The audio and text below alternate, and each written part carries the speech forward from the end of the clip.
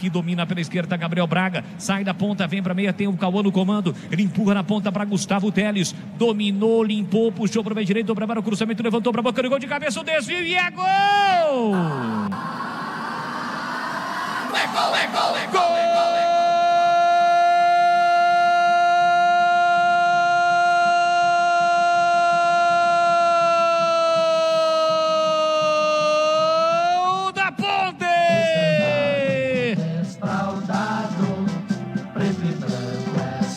Cauã Moreira, o centroavante, tem a 9 estampada na camisa.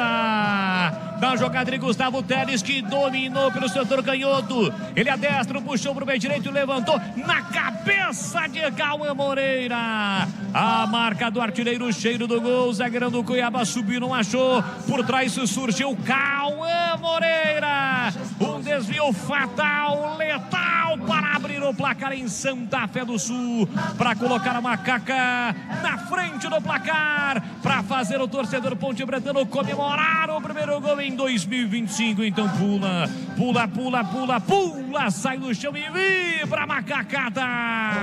Cauã Moreira no comecinho do segundo tempo. Olha lá o povão festejando, olha a galera vibrando porque balançou a rede, é gol e é da Macaca. Na marca de 7 minutos de bola rolando do primeiro tempo. Solta o grito, grita comigo, nação pontebretana.